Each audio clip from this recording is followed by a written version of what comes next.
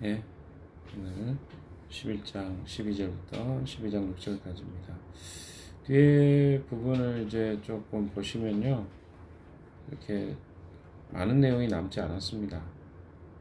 그래서 다음 주 정도까지 해서 내용이 끝나지 않을까 싶고요. 그래서 여러분들이 다음 주까지는 호세아서 공부한다고 생각하시고, 이제 마지막 부분에 핵심 어떤 메시지들이 나오기 때문에 잘 따라오시기 바랍니다. 11장 12절에 보시면요, 에브라임은 거짓말로 나를 애워싸며, 이스라엘 가문은 온갖 음모로 나를 억제고 있다. 뒤에 이제 이 거짓이라는 말이 여러분에게 단어에 잘 이렇게 꽂히셔야 됩니다. 그러니까 에브라임의 죄악에 대해서 계속해서 하나님은 선언하시고 또 돌아올 것을 호소하시고, 이런 내용이 지금 반복되고 있죠. 거짓이라는 단어가 호세아에서 3번 쓰이는데, 3번 다 에브라임을 고발하는 내용 중에 사용됩니다. 그러니까 거짓이라는 단어를 제가 이제 여러분의 마음속에 새기라는 말은 뭐냐면, 거짓은 사실 하나님의 속성이 아닙니다. 누구 속성이죠? 사단의 속성이죠. 하나님의 성품의 속성에는 거짓이 없어요. 근데 이제 우리 삶에는, 이 세상을 살고 있는 우리 삶에는 하나님의 속성보다는 이 사단의 속성이 훨씬 더 우리에게 영향을 많이 미칩니다. 진실하기가 어렵고 거짓말하는 게 우리에게 너무나 쉽죠. 그래서 거기에 보시면 이제 거짓말로 나를 애워쌌다, 이렇게 표현하죠. 하나님 앞에 늘 거짓으로만 대했다는 것. 이게 이스라엘의 죄악입니다. 거짓말을 죄로 생각 안 하는 것 같더라고요. 요즘에는 그냥 거짓말은 내가 불리하니까 나를 보호하기 위해서 하는 행위라고 생각하는데, 그 거짓말은 하나님 앞에 죄악입니다. 하나님 그걸 싫어하시죠. 하나님 속성하고 거짓은 반대되는 개념이기 때문에 그렇습니다. 그러니까 작은 것으로 시작할 수 있어요, 거짓을. 어린 아이 때부터 우리가 그런 상황이 처하잖아요. 내가 진실을 이야기하면 엄마한테, 아빠한테 야단 맞을 것 같으니까 거짓말을 시작하는데, 그게 이제 사실 우리에게 첫 시작점이 되겠죠. 그러나 나중에 그것이 우리를 잠식하게 되고, 그래서 그 거짓이 무엇이고 진실이 무엇인지까지 헷갈리는 시점까지 갈 수 있습니다. 이스라엘이 그렇게 된 거죠. 이스라엘 가문은 온갖 음모로 나를 억제고 있다. 음모, 거짓, 다 비슷한 단어죠. 하나님 앞에 우리는 무엇을 심어야 됩니까? 공의를 심고 인애를 거두는 것이라고 성경이 이야기하고 있죠. 그런데 이스라엘은 악을 밭갈아서 죄를 거두고 거짓을 열매로 먹었다, 이렇게 10장 13절에 이야기하고 있습니다. 악을 밭갈고 죄를 심으면 어떻게 되죠? 거기서 나타나는 것은, 악을 밭갈면 거기에서 거짓과 또 이 죄를, 그것으로 인한 죄를 열매로 거둘 수밖에 없는 것이죠. 그래서 하나님이 기경하라고 말씀하십니다. 땅을 갈아엎으라는 거죠. 땅을 갈아엎는 것은 굉장히 어려운 일이겠죠. 그러나 땅을 갈아엎지 않으면 방법이 없기 때문에 그렇습니다. 지금의 삶의 모습 안에 여러분 안에 거짓의 모습이 많습니까? 혹시 여러분만 아시잖아요. 그걸 갈아엎지 않으면 우리 삶의 열매들은요, 거짓의 열매, 죄의 열매밖에 나타나지 않습니다. 굉장히 중요한 부분입니다. 유다 족속도 신실하고 거룩하신 하나님을 거역하고 있다. 유다 족속도 신실하고 거룩하신 하나님을 거역하고 있다. 이제까지 쭉 누구에 대한 이야기였죠? 네, 이스라엘에 대한 이야기인데 여기도 유다 족속도 신실하고 거룩하신 하나님을 고백하고 있다. 이 하나님 백성들이 어쩌다가 이렇게 됐죠. 북왕국 이스라엘에 훨씬 더 물론 죄악을 범했지만 유다도 신실하지 않았다는 거죠. 하나님은 신실하시고 거룩하신데 이런 하나님을 거역하고 있다. 자, 12장 1절 한번 읽어볼까요? 시작. 에브라임은 바람을 먹고 살며 종의 열풍을 따라서 달리고 거짓말만 하고 폭력만을 일삼는다. 아시리아와 동맹을 맺고 이집트에는 기름을 조공으로 바친다. 여기 보시면 비유죠. 바람을 먹고 살며 종의 열풍을 따라 달리고 바람과 열풍 다 뭡니까? 공통적으로 여기 보면 이제 동풍이 그러니까 여기는 열풍이라고 되는데 다른 성경엔 동풍이라고도 표현되어 있습니다. 동풍은 광야에서 불어온 뜨겁고 거센 바람입니다. 모든 것을 다 날려버리는 그런 바람이죠. 에브라임은 바람을 먹고 살고 바람과 동풍의 열풍의 특징이 뭡니까? 손에 붙잡을 수 없는 것들이죠.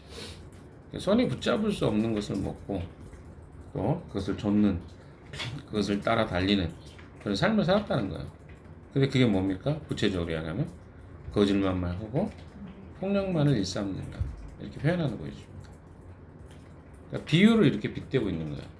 그들이 바람을 먹고 살고 열풍을 따라 달린다는 말을 이제 앞쪽에서는 거짓말하고 폭력을 일삼는 것이 첫 번째 바람을 먹고 사는 것이고 열풍을 따라 산다는 것은 아시리아와 동맹을 맺고 이집트에는 기름을 조공으로 바친다.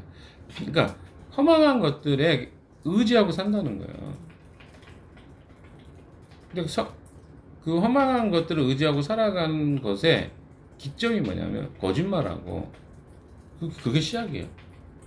그래서 우리가 거짓말하는 걸 가볍게 여기면 안 돼요. 왜냐하면 정치인들 요즘에 뭐 나라가 혼란스럽죠. 정리되고 있는 분위기도 있지만 근데 하는 거 보세요. 정치 지도자들 권력 가지고 있는 사람 얼마나 거짓말을 잘합니까? 그러니까 좀 뭔가 잘 배우고 똑똑하면 거짓말 안 할 것 같잖아요. 얼마나 잘하는지 몰라요. 그냥 거짓을 낳고 근데 그게 뭡니까? 그 삶의 그 기반인 거예요. 그러니까 그렇게 살고 하루 이틀 살았겠어요? 그러다가 안 되면 어때요? 자살해버리고 막 이런 것들이 지금 우리 정치 지도자들에게 나타나는 굉장히 많이 나타나는 현상 아닙니까? 뭐 때문에 그래요? 그걸 붙잡은 거예요. 허망한 거. 근데 그거 어디서부터 시작돼요? 거짓을 해도 괜찮다는 것으로 시작해요. 그래서 거짓말하다가 나중에 안 되면 들키면 자살해버려요. 그러면 끝나는다고 생각하는 세계관을 갖고 있는 거예요. 하나님은요 그 부분에 대해서 명확하게 지적합니다. 바람을 먹고 살고 종일 열풍을 따라서 그러니까 다른 사람이 그렇게 사니까 우리도 그렇게 살아도 되겠지. 결국은 허망한 것들을 쫓는 것이 될 수밖에 없습니다. 근데 이것이 결과론적으로 나타나는 게 아시리와 동맹을 맺고 이집트에는 기름을 조공으로 받지. 동맹을 맺고 조공을 받지면 어떨 것 같아요? 그들이 나를 보호해 줄 것 같거든요. 사실은 이스라엘은 하나님이 그들의 인생과 삶을 주장하시는 그런 족속이에요. 그렇게 창조되었어요. 그렇게 부름 받았어요. 근데 그들이 뭘 합니까? 하나님 의지하는 게 힘들다고 생각하는 거예요. 그 쉬운 게 뭡니까? 눈에 보이는 애굽과 아시리아와 동맹 맺고 조공 바치고 그럼 우리를 보호해 줄 거다. 이게 그들의 생각이었어요. 그럼 이런 생각이 우리에게는 없나요? 우리도 있죠. 아니 이스라엘에게만 있었던 일이라면 우리에게 왜 이런 이야기를 하시겠어요? 여전히 우리 눈에 보이는 것 믿고 의지하고 그런 것들이 물질일 수 있죠. 그리고 사람들이 우리에게 이야기해주는 위로의 말일 수도 있고 또 어떻습니까? 누군가가 든든하게 붙잡을 수 있는 존재, 허망함에도 불구하고 그것을 붙잡으려고 하는 어떤 기대고 있는 존재. 하나님 외에는 그런 존재가 없다 이야기하고 있습니다. 2절 같이 읽어볼까요? 시작. 주님께서 유다를 심판하시고 야곱을 그의 행실에 따라 처벌하실 것이다. 그가 한 일들을 따라 그들을 그에게 갚으실 것이다. 자, 여기서 갑자기 야곱이 나옵니다.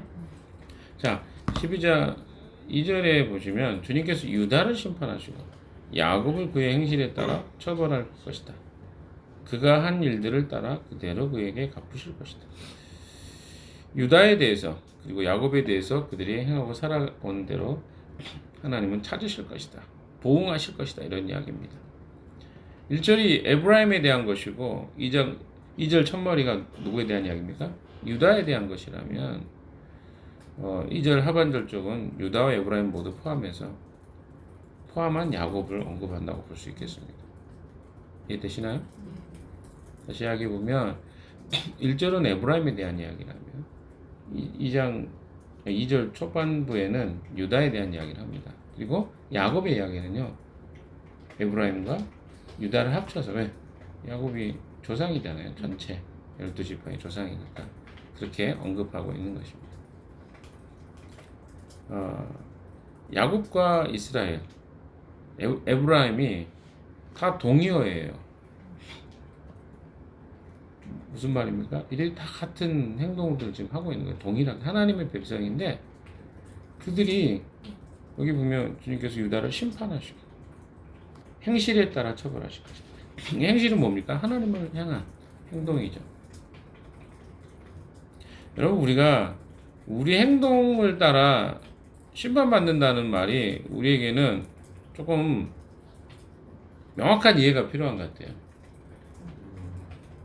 제가 여러 차례 이야기 드렸지만 다시 언급하면 우리가 사망의 심판을 받지 않을 뿐이지 우리의 행위에 대한 심판이 없다는 말은 아니라는 것을 여러 차례 말씀드렸습니다.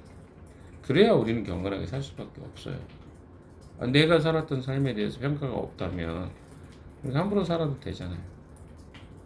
그리스도인들 중에 상당히 많은 사람들이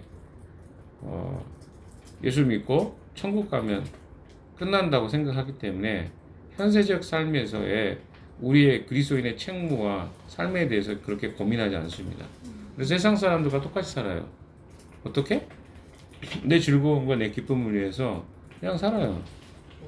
제가 어제도 이제 믿지 않는 분들하고 모임이 있어가지고 만나서 이야기를 하는데 그런 자리에 있는 게 사실 쉽지는 않습니다. 그러나 믿지 않는 사람들에게 있어 봐야 그들의 생각도 들을 수 있고 알 수 있기 때문에 그 자리에 참여하는데요. 근데 그들 중에 하는 이야기가 있습니다. 그리스도인들을 향해서 지칭하는 이야기인데 그 사람들이 알아요. 이 사람이 교회 다닌 사람들인지.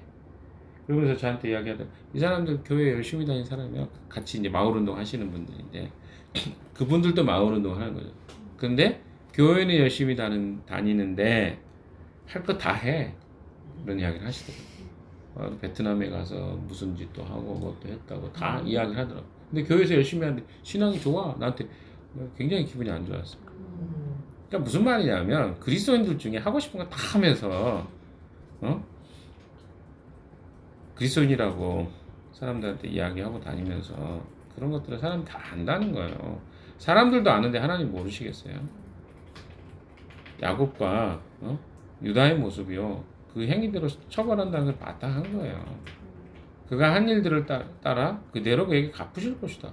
그러니까 우리가 책임성 없게 내가 하고 싶은 거 다 해놓고 그게 아무런 대가와 처벌이 없다고 생각하는 것이 무서운 생각이에요. 그래서 자꾸 심판하시는 하나님에 대해서만 우리가 초점을 맞추고 하나님 뭐가 문제입니까? 오히려 이렇게 말할 수 있는데 그건 잘못된 생각입니다. 하나님은요 공의로우신 분이에요. 우리의 한 행위에 대해서 반드시 판단하십니다. 그래서 두려운 거예요. 이 땅에서 그리스도인으로 산다는 것이 그렇게 막 내 거 마음대로 해도 되는 그런 게 아니란 말이에요. 3절 읽어볼까요? 시작. 야곱이 모태에 있을 때에는 싸웠으며 다 큰 다음에는 하나님과 대결하여 싸웠다. 자, 야곱에 대한 이야기로 넘어갑니다. 야곱이요 모태에 있을 때에는 형과 싸웠다.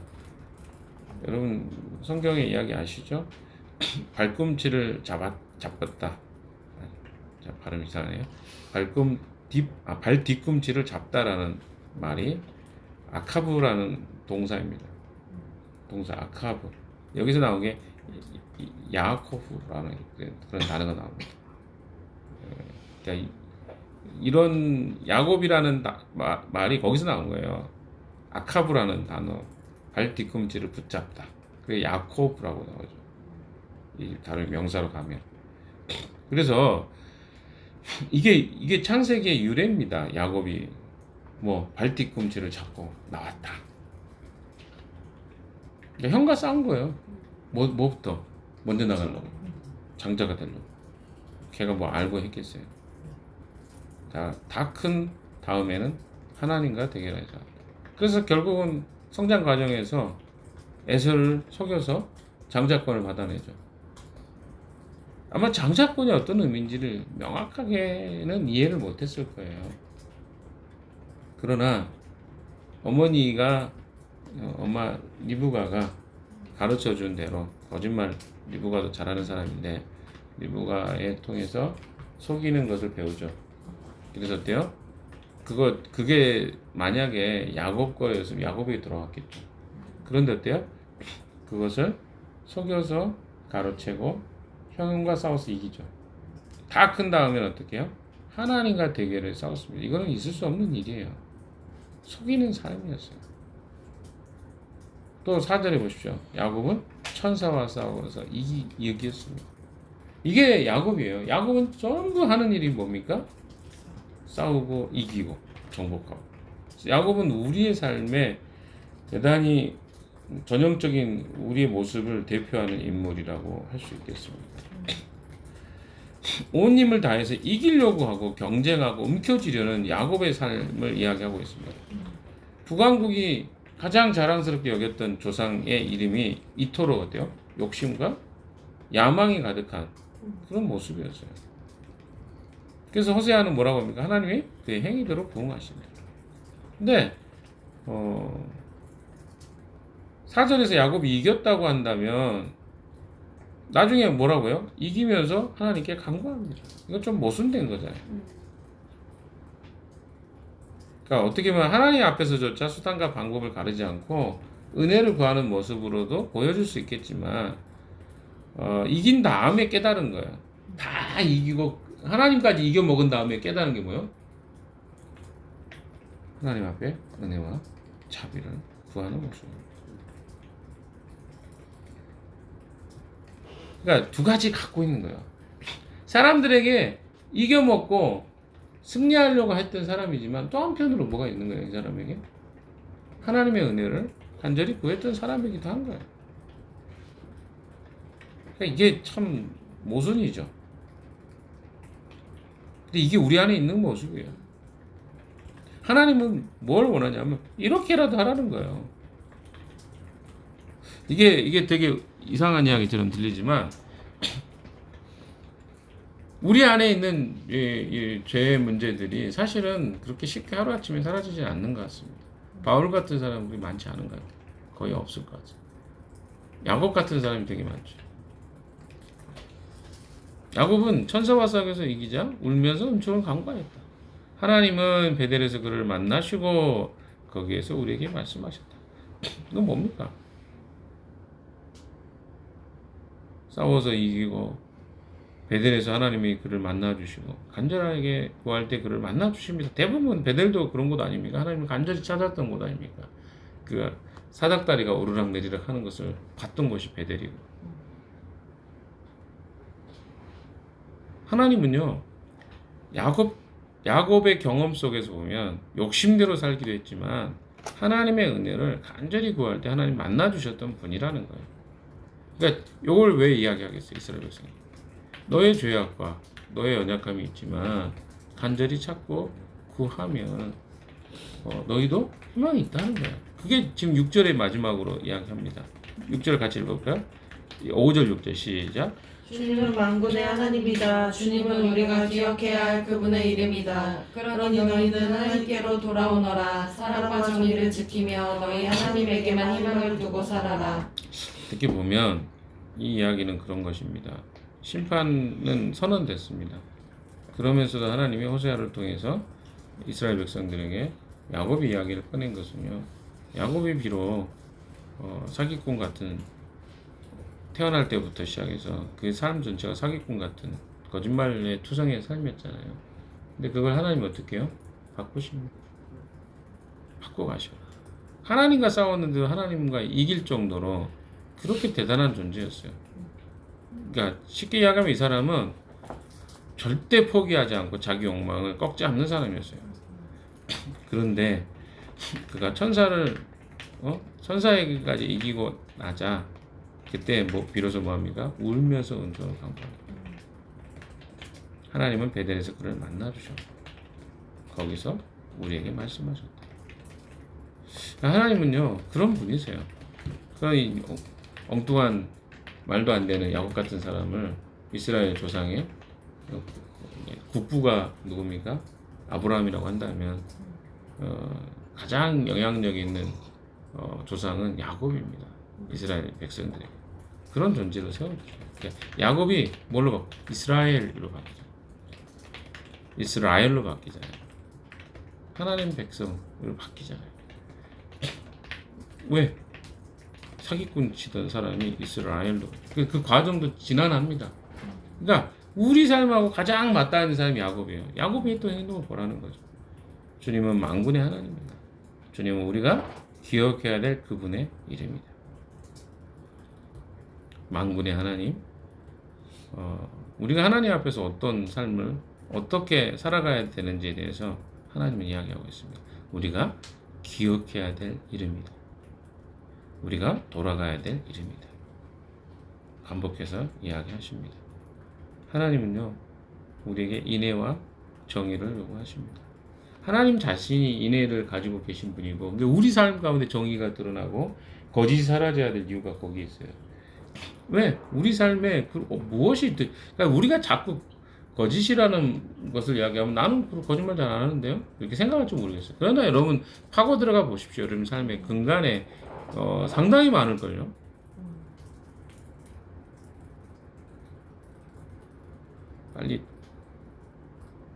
빨리 그 부분들을 여러분이 인정해야 됩니다.